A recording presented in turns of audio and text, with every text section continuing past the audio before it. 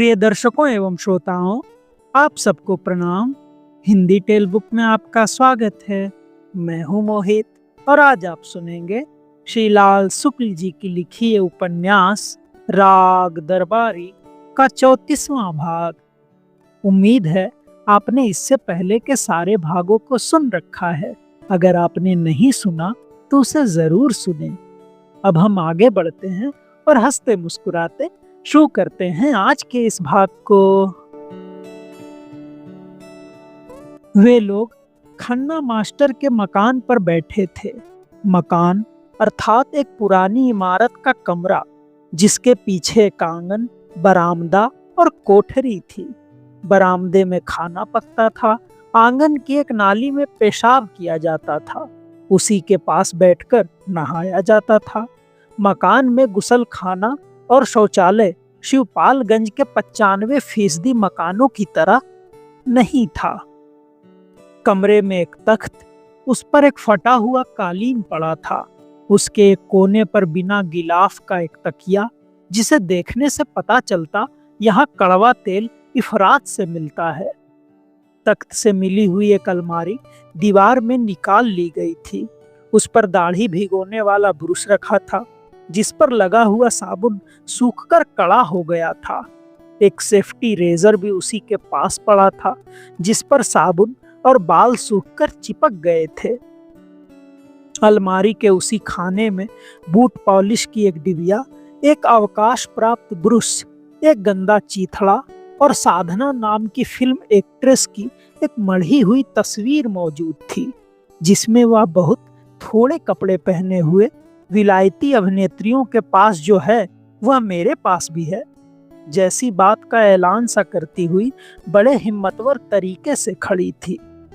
अलमारी के ऊपरी खाने में साहित्य था, यानी डॉक्टर ईश्वरी प्रसाद लिखित भारतवर्ष का इतिहास, इतिहास पर ग्रेजुएट द्वारा लिखी गई कुछ परीक्षा उपयोगी कुंजियां, जेबी जासूस नामक पुस्तक माला के कुछ पुष्प, कल्याण नामक धार्मिक पत्रिका के बहुत मोटे विशेषांक और गुलशन नंदा के उपन्यासों का एक पूरा सेट।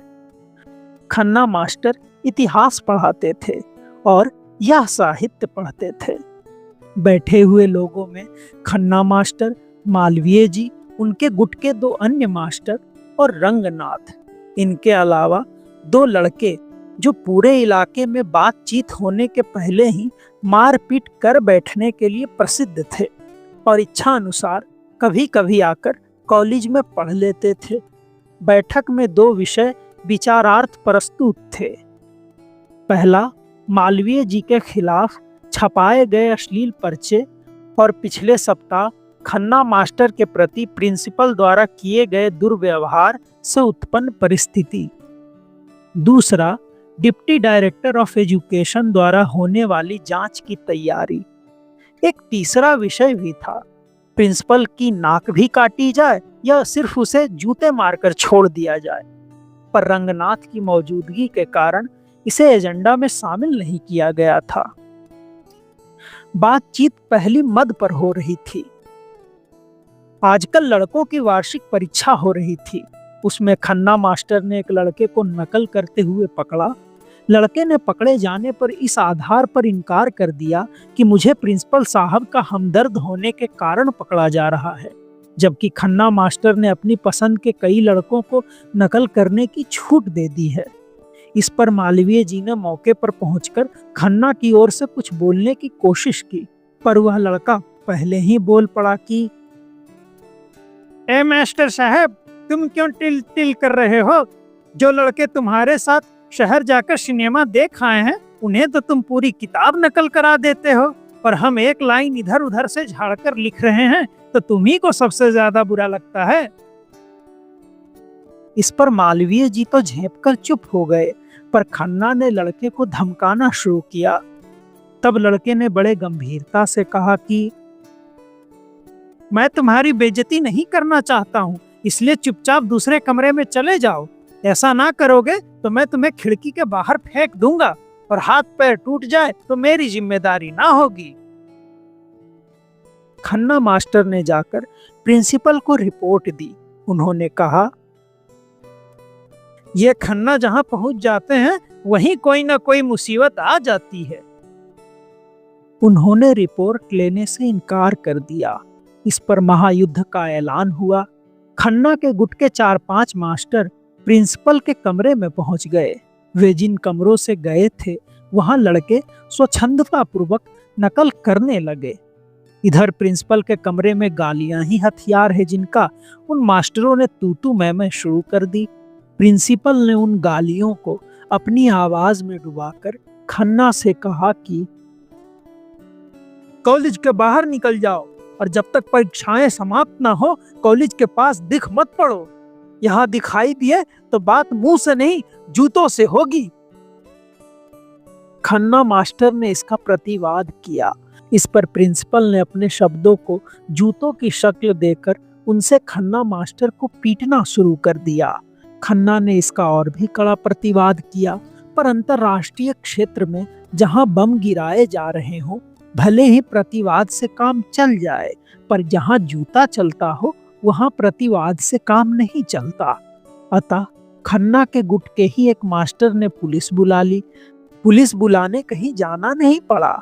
विद्यार्थियों की वार्षिक परीक्षा का चूंकि शांति और सुरक्षा से गहरा संबंध है, इसलिए पुलिस फाटक पर ही मौजूद थी। बुलाते ही आ गई। ना खून हो रहा था, ना डाका पड़ रहा था, इसलिए पुलिस को जैसे ही याद किया गया, घटना समाप्त होने का इंतजार किए बिना ही वह मौके पर आ गई। आकर उसने फैसला दिया कि प्रिंसिपल के हुक्म के मुताबिक खन्ना को इसी वक्त बाहर चले जाना चाहिए। खन्ना मास्टर कॉलेज छोड़कर चले गए। जाते जाते उन्होंने प्रिंसिपल की अंतिम चेतावनी सुन ली। वे चीख कर अवधि में कह रहे थे, ऐसी फिर देखी परी हो तो मारी जूतन के पटरा कही देवे। जानियो मास्टर साहब, हमहू का जान ले, भले मनीन का हम भले हन और गुंडन के बीच में महागुंडा। लड़के इस घटना से ज्यादा प्रभावित नहीं हुए। चुपचाप इम्तिहान देते रहे और नियम पूर्वक नकल करते रहे। इसी घटना को खन्ना मास्टर के साथ दुर्व्यवहार कहा गया था और इसी के बारे में यहाँ बैठक में चर्चा हो रही थी। खन्ना मास्टर रंगनाथ से कह रहे थे, पर साल त्रिपाठी जी के साथ भी यही हुआ था। उनसे कह दिया कि बस कल से कॉलेज मत आना। वे दूसरे दिन गए तो कॉलेज के फाटक पर बद्री पहलवान के 3-4 चेलों ने घेर लिया। बेचारे त्रिपाठी जी इज्जत बचाकर भाग आए। जब तक वे कहीं शिकायत करे तब तक उन पर इतने दिन गैर हाजिर रहने का चार्ज लगाकर उन्हें मुअत्तल कर दिया। बाद में वे निकाल दिए गए। उन्होंने मुकदमा दायर कर दिया है, वह आज भी चल रहा है। अपनी तरफ से उनका पैसा लगता है, प्रिंसिपल की तरफ से कॉलेज का पैसा लगता है। मुकदमे से प्रिंसिपल को कोई डर नहीं है। रंगनाथ बोला, तब तो आपको कुछ जल्दी ही करना चाहिए। वह कुछ क्या है, यही तो सोचना है। वे सब काफी देर तक सोचते रहे। दोनों लड़के गुलशन नंदा का एक एक उपन्यास पलटते रहे। वे जानते थे कि इस नाटक में उनका पार्ट सोचने का नहीं है। मालवीय ने कहा, पुलिस में रिपोर्ट लिखा दी जाए कि कॉलेज जाते वक्त मेरा रास्ता घेरा जाता है। खन्ना मास्टर हिकारत से हंसे, जैसे कह रहे हों, ऐसे दिमाग के बूते पार्टी बंदी कहां तक चलेगी। बोले, क्या सबूत कि मेरा रास्ता ही घेरा जाएगा? क्या पता कि वे कॉलेज में चले जाने दे, वहां एकदम बेइज्जती कर बैठे। रिपोर्ट तो बाद में होगी, पहले वहां इंसल्ट हो जाएगी। मालवीय ने बहुत ध्यान से यह वक्तव्य सुना, फिर उसी पर अपनी व्याख्या दी। तो इसका मतलब यह कि आप वहां जाने से डर रहे हैं। खन्ना मास्टर, जो अभी तक पालथी मारे बैठे थे, अचानक घुटने मोड़कर और सीना आगे तानकर जिस्म के उतार चढ़ाव को दिखाने वाले स्वर्गीय मैरिलीन मनरो के एक विख्यात पोज में बैठ गए। उदंडता के साथ बोले, जी हाँ, मैं डर रहा हूं। आपको कोई एतराज है? मालवीय ने समझाने के ढंग से कहा। एतराज की बात नहीं, जब तक आप वहां जाते नहीं और वे आपको काम करने से रोकते नहीं, तब तक शिकायत किस तरह की जा सकती है? रंगनाथ ने कहा। खींचकर अंग्रेजी में बढ़िया सी एप्लीकेशन लिखिए, डिप्टी डायरेक्टर जब यहाँ जांच के लिए आए उनके सामने रख दीजिए, हमारे प्रिंसिपल साहब का मुंह धुआं हो जाएगा। खन्ना मास्टर फीकी हंसी हंसे, बोले, आप भी रंगनाथ बाबू क्या कहें, मुझे इन डिप्टी डायरेक्टर से कोई उम्मीद नहीं है। जिस किसी की दुम उठाकर देखो मादा ही नजर आता है। इस पर एक मास्टर हंसने लगा। उधर लड़कों ने मादा का जिक्र आते ही गुलशन नंदा के उपन्यासों को पढ़ना बंद कर दिया। वे कवर के ऊपर बनी औरतों की तस्वीर ध्यानपूर्वक देखने और इन लोगों की बातें दिलचस्पी से सुनने लगे। मालवीय जी बोले, खैर ये डिप्टी डायरेक्टर तो नए हैं, इनसे कुछ उम्मीद की जा सकती है। सुनते हैं कि बड़े सख्त हैं, बड़े बड़े नेताओं तक को कुर्सी नहीं देते, बेकार की बात सुनते ही उन्हें कमरे से निकालने की धमकी देते हैं। तुम सुनते रहो मालवीय जी, मैं सब जानता हूं। खन्ना निराशापूर्वक बोले, उन्हीं नेताओं से वे शक्ति दिखाते हैं जो विरोधी गुट के हैं। ये बड़े घुटे हुए अफसर हैं, आधे नेता हैं आधे अफसर। अपने मतलब के 2-4 नेताओं को पटा लिया है, रात को जाकर उनके सामने दुम हिलाते हैं, दिन को उन्हीं के बूते पर दूसरों से शक्ति दिखाते हैं। मालवीय जी ने कहा, जैसा भी हो, पहले वाले डिप्टी डायरेक्टर से लाख गुना ज्यादा अच्छे हैं। उन्होंने रंगनाथ को बताना शुरू किया। पहले के डिप्टी डायरेक्टर बड़े गऊ थे, उनकी यही शोहरत थी। हम 2-3 मास्टर उनके पास डेपुटेशन लेकर मिलने गए और उन्हें सब बातें समझाई। बड़े ध्यान से सुनते रहे और जब बोले तो ऐसा लगा कि इस गांव के गयादीन जी बोल रहे हैं।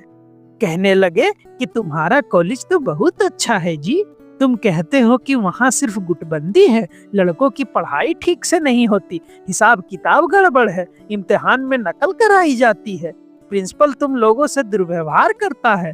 तो भैया जी, यह भी कोई बात हुई? यह सब तो सभी कॉलेजों में होता है। लड़कों की पढ़ाई ठीक से नहीं होती तो कोई क्या करे? लड़के खुद नहीं पढ़ना चाहते तो उन्हें कोई कैसे पढ़ाए? हमारे जमाने में अच्छे खानदान के लड़के पढ़ने आते थे, ध्यान पूर्वक पढ़ते थे। अब भंगी चमारों के लड़के पढ़ने आते हैं तो पढ़ाई कहाँ से होगी?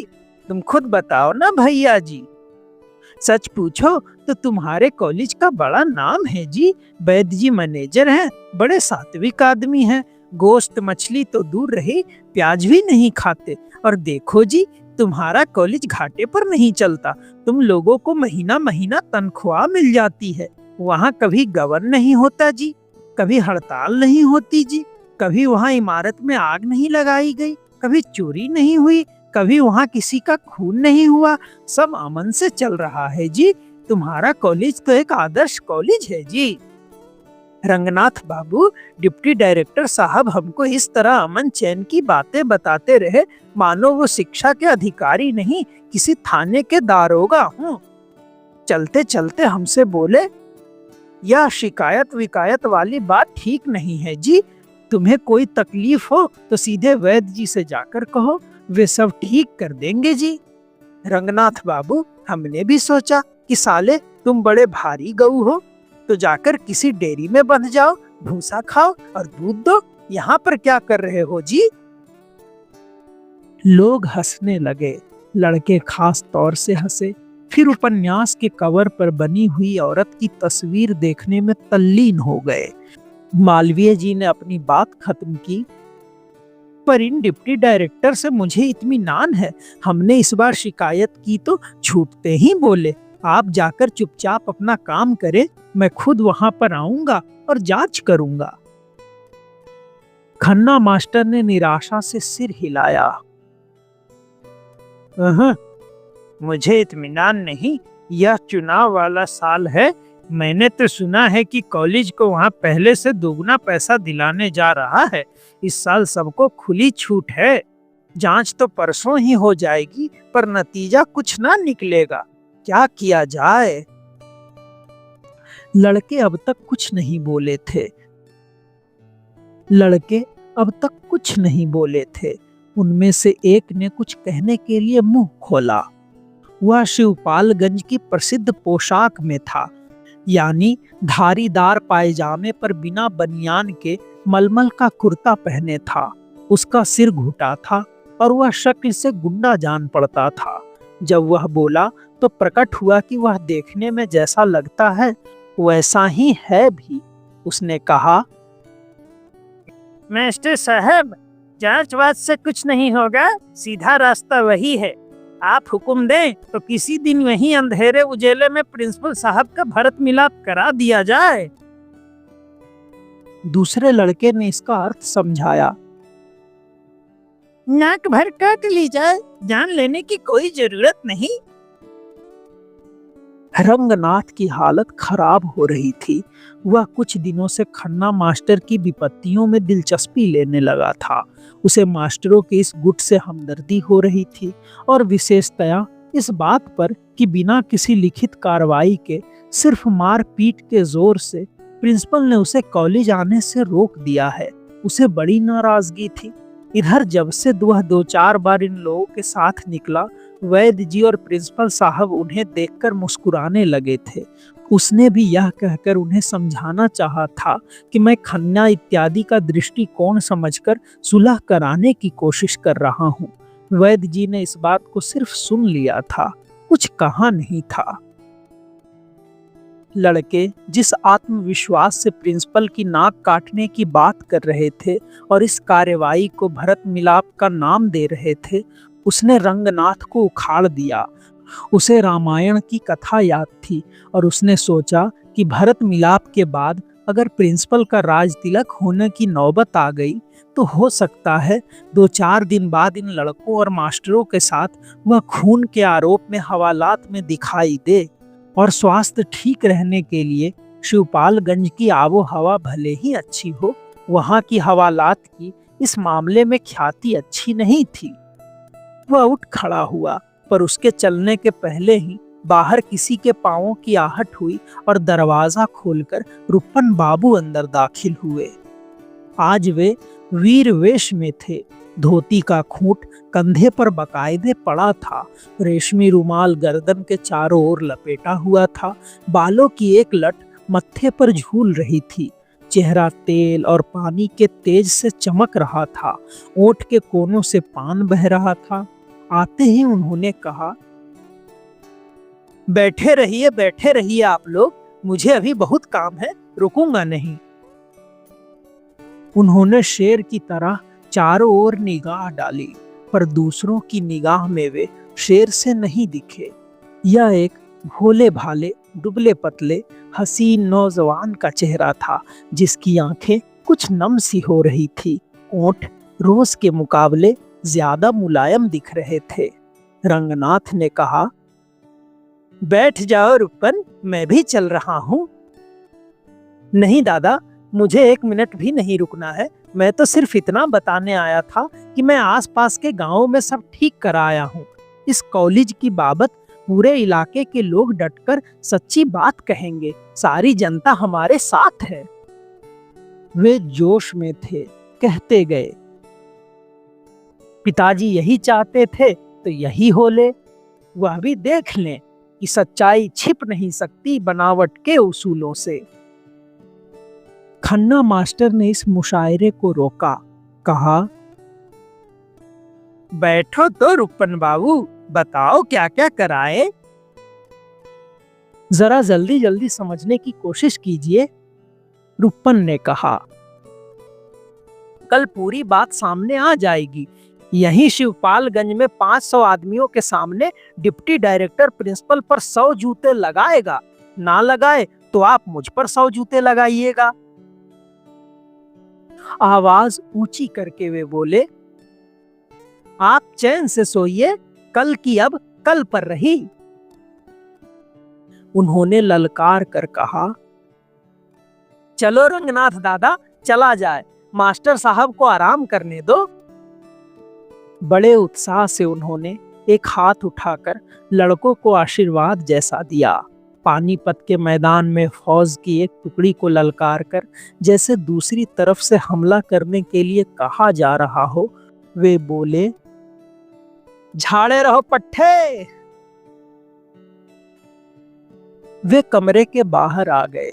रंगनाथ उनके पीछे पीछे था। दोनों चुपचाप थोड़ी देर चलते रहे। सड़क पर आकर रंगनाथ ने रुपन बाबू का कंधा छुआ। रुपन बाबू ने चौंक कर उनकी ओर देखा, फिर दूसरी ओर देखने लगे। रंगनाथ ने उनके कंधे पर हाथ रखा और मुलायमियत से पूछा, रुपन, तुमने शराब पी है? रुपन बाबू मस्ती से चल रहे थे, पर लड़खड़ा नहीं रहे थे। दूसरी ओर देखते हुए बोले, कहो तो हां कर दूं और कहो तो नहीं। जो सच हो वही कहो। सच्चाई किस चिड़िया का नाम है? किस घोंसले में रहती है? कौन से जंगल में पाई जाती है? रुपन बाबू ठहाका मार कर हंसे। दादा, यह शिवपालगंज है। यहाँ यह बताना मुश्किल है कि क्या सच है क्या झूठ। रंगनाथ ने घर की ओर का रास्ता बदल दिया। रुपन की कोहनी पकड़कर वह दूसरी ओर चला गया। वे बोले, चलिए, यह भी ठीक है, आगे किसी पुलिया पर बैठकर हवा खाएं। धीरे धीरे वे सड़क पर वीरानगी की ओर बढ़ते रहे। थोड़ी देर बाद रुपन बाबू खुद ही बोले, कभी ना कभी तो शुरू करना ही पड़ता। शिवपालगंज में रहना हो तो इसी तरह रहा जाएगा। कुछ रुककर विला वजह बिगड़ते हुए उन्होंने कहा, यहां गांधी महात्मा बनने से काम ना चलेगा। वे सड़क के किनारे एक पुलिया पर बैठ गए। वे रंगनाथ से सटकर बैठे हुए थे और सिवाय इसके कि उन्होंने अपना एक हाथ रंगनाथ के कंधे पर मोहब्बत के साथ रख दिया था, उनके आचार व्यवहार में कोई नयापन या शराब का असर नहीं था। रंगनाथ ने उनकी बात काटते हुए बड़प्पन के साथ कहा, तुम क्या बक रहे हो रुपन? अपना रहन सहन शिवपालगंज के बहाने बिगाड़ना कोई अच्छी बात नहीं। धरती पर सिर्फ एक शिवपालगंज ही नहीं है, हमारे तुम्हारे लिए सारा मुल्क पड़ा हुआ है। रुपन बाबू मुंह लटकाकर बैठे हुए थे। वे भुनभुनाए, मुझे तो लगता है दादा, सारे मुल्क में यह शिवपालगंज ही फैला हुआ है। प्रिंसिपल साहब को बड़ी विपत्तियां झेलनी पड़ी। परसों डिप्टी डायरेक्टर ऑफ एजुकेशन जांच करने आएंगे। डाक बंगले पर सारा इंतजाम करवाना होगा। उन्होंने कॉलेज के क्लर्क को कुछ आदेश दिए। वे दरवाजे पर खड़े खड़े उसे आदेश देते रहे। वह कुर्सी पर बैठा हुआ कच्चे आम की ठंडाई पीता रहा और पूरी बात सुनकर बोला, ऐसे चिड़ी मार रोज ही आया करते हैं, हम कहां तक उनके पीछे घूमें। प्रिंसिपल साहब ने क्लर्क को दोस्ताना तौर पर बताया कि डिप्टी डायरेक्टर खुश होकर हमारा कोई फायदा भले ही ना करा पाए, बिगड़कर बहुत भारी नुकसान कर सकते हैं। इस विषय पर उन्होंने एक लघु वार्ता प्रसारित की, किंतु क्लर्क पर इसका कोई प्रभाव ना पड़ा। उसने चुपचाप ठंडाई का गिलास खाली कर दिया, फिर तृप्ति पूर्वक एक भौंडी डकार ली जिसके पीछे बरसों की मुफ्तखोरी और बदहजमी का हाथ था, और कहा, चाचा के होते हुए कोई कुछ नहीं बिगाड़ सकता। चाचा अर्थात वैद्य जी। प्रिंसिपल समझ गए कि क्लर्क आज निकम्मापन झाड़ रहा है और उसे काम करने पर मजबूर किया गया तो बेंच पर लेट जाएगा और पेट के पुराने दर्द की शिकायत करने लगेगा। उस हालत में वह कल भी काम ना करेगा। उनका ही भरोसा है, कहकर वैद्य जी की अनावश्यक चापलूसी करते हुए वे बाहर निकल आए। वहां उन्होंने अपने विश्वास के मास्टर को बुलाकर वही आदेश देने चाहे, पर पता चला वह मास्टर एक लड़के के साथ शहर में सिनेमा देखने गया है। यह सोचते सोचते उन्होंने किसी अज्ञात व्यक्ति और किसी काल्पनिक परिस्थिति को अवधि में मनमानी गालियां सुनानी शुरू कर दी। इस पर उनका चपरासी खड़ाऊंदार पांवों और चंदन से लिपे पुते मत्थे के साथ उन पर घृणा की निगाह डालता हुआ सामने से खटर पटर के बवंडर में निकल गया। जब वे वैद्य जी के घर की ओर जा रहे थे, मौसम के पहले आंधी पानी ने उनका रास्ता रोका। उनकी आंखों में धूल भर गई। सड़क के किनारे पर तंबोली की दुकान का छप्पर उड़ा और उनके कंधे को छूता हुआ सड़क पर ढेर हो गया। धूल धक्कड़ में उनका पांव गोबर के एक छोत पर पड़ गया, जिससे उनकी चप्पल और टखने नाइट्रोजन के भंडार में समा गए। प्रिंसिपल ने खन्ना मास्टर को गाली दी। फिर गरज और बिजली के साथ ओले पड़ने लगे। उन्होंने खन्ना मास्टर को दूसरी गाली दी और 2-3 लोगों को धक्के देते एक कुत्ते की दुम रौंदते हुए वे एक चाय की दुकान में घुस गए। आंधी पानी और ओलों का तमाशा खत्म हो जाने के बाद वे धीरे धीरे वैद्य जी के मकान की ओर चले। रास्ते में मिलने वाले किसान यही चर्चा कर रहे थे कि खलिहान से जो फसल अभी घर नहीं आई है वह चौपट हो जाएगी, पर उन्होंने इस पर विशेष ध्यान नहीं दिया। उनके पैर में गोबर लगा हुआ था और उनके लिए संसार की यह सबसे बड़ी दुर्घटना थी। सड़क पर जाने वाले प्रत्येक किसान को देखकर वे सोचते, अब यह मेरा पैर देखकर हंसेगा, पर किसी ने ऐसा नहीं किया। प्रिंसिपल साहब वैद्य जी के घर पर पहुंचे।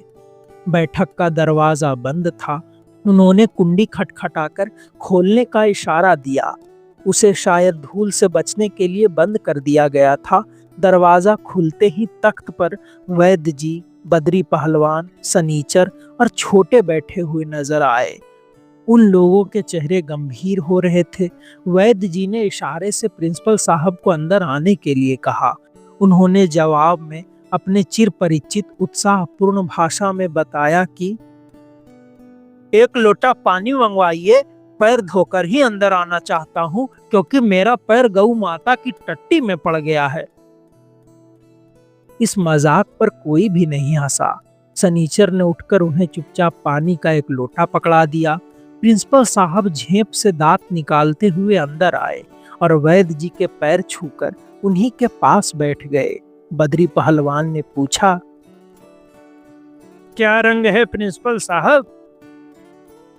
अपना रंग तो हमेशा ही चोखा है।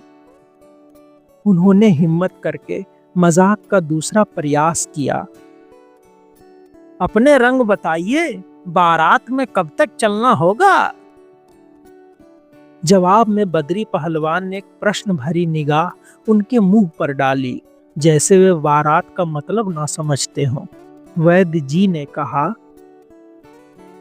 किसकी बारात प्रिंसिपल साहब? हमारे नए मैनेजिंग डायरेक्टर साहब की। गांव में ही जाना है तो क्या हुआ, बारात तो बारात है। मैंने भी एक सिल्क का कुर्ता नपवा लिया है। दाम तो तुम्हारी ही जेब से वसूला जाएगा, क्यों मैनेजिंग डायरेक्टर साहब? प्रिंसिपल साहब ने बद्री पहलवान से हंसते हुए पूछा। इतनी देर खीज और चिढ़ में रहकर वे अब फिर हल्के हो रहे थे। बद्री पहलवान छोटे से कोई और बात करने लगे। उन्होंने प्रिंसिपल की बात सुनना जरूरी नहीं समझा। वैद्य जी ने कहा, बद्री का तो इस वर्ष विवाह नहीं हो रहा है। आप किसके विवाह की बात कर रहे हैं? क्यों, गयादीन जी की? वैद्य जी ने हाथ उठाकर उनकी बात पूरी नहीं होने दी। कहा, आप भी शत्रुओं के बहकावे में आ गए, बड़े खेद की बात है। प्रिंसिपल साहब ताज्जुब में पड़ गए। सारे गांव में बद्री और बेला के ब्याह की चर्चा हो रही थी और शत्रुओं ने गयादीन जी की कन्या को बदनाम करने के लिए ही ये अफवाहें उड़ाई थी। आप स्वयं जानते हैं, बेला साक्षात देवी है और बद्री सब प्रकार से निष्कलंक है।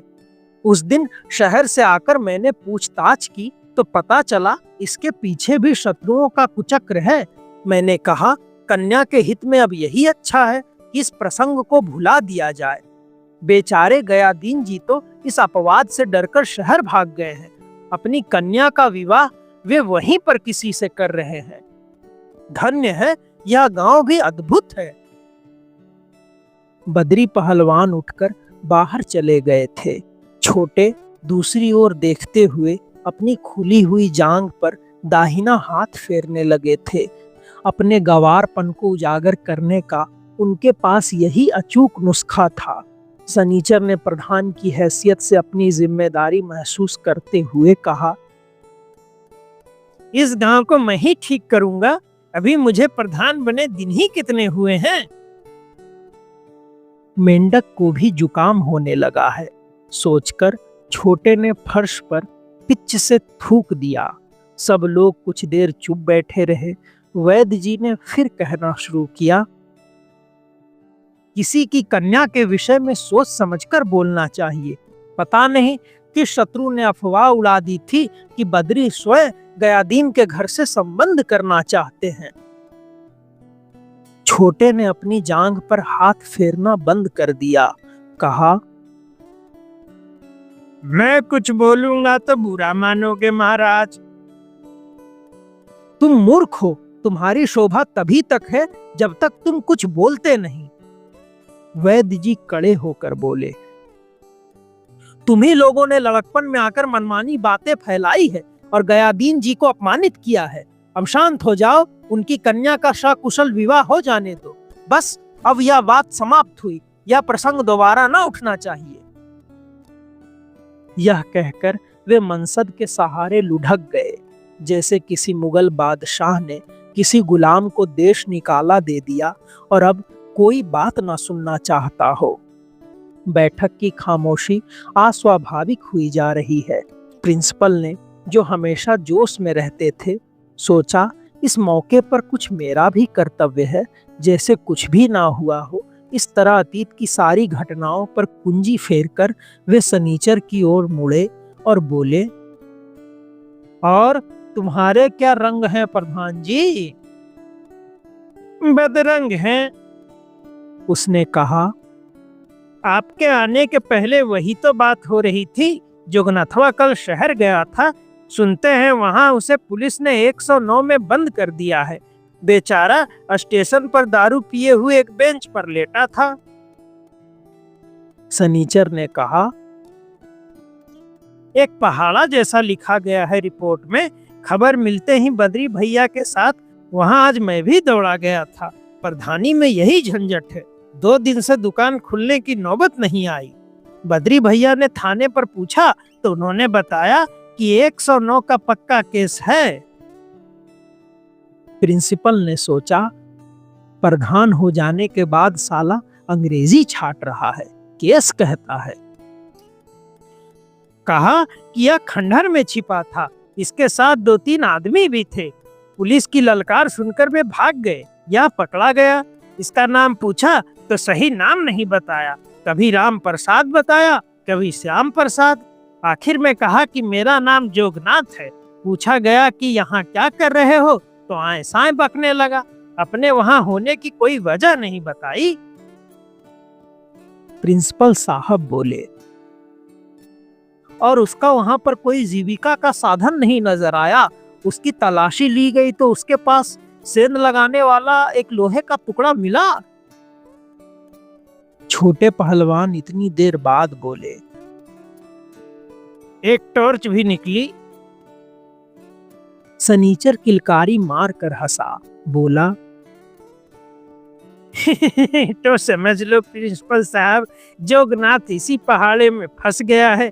आज छुट्टी का दिन था, इसलिए हम लोग लौट आए। कल फिर जाना पड़ेगा। जमानत का चक्कर। सोचता हूँ जब रोज रोज यही करना है तो दुकान बंद ही क्यों न कर दूं। प्रिंसिपल साहब गौर कर रहे थे कि सनीचर अपनी दुकान का बार बार हवाला दे रहा था। उन्होंने जानबूझकर उसे अनसुना कर दिया और वैद्य जी से कहा, बद्री पहलवान कल शहर जा रहे हो तो शाम तक लौट आवे। परसों खन्ना वाले मामले में जांच होगी। वैद्य जी ने सिर हिलाकर कहा, मैंने कह दिया है। अभी आप सुन रहे थे श्रीलाल शुक्ल जी की लिखी उपन्यास राग दरबारी का 34वां भाग। आपको ये भाग कैसा लगा ये हमें जरूर बताएं। हम जल्द ही इसके अगले तथा अंतिम भाग के साथ लौटेंगे।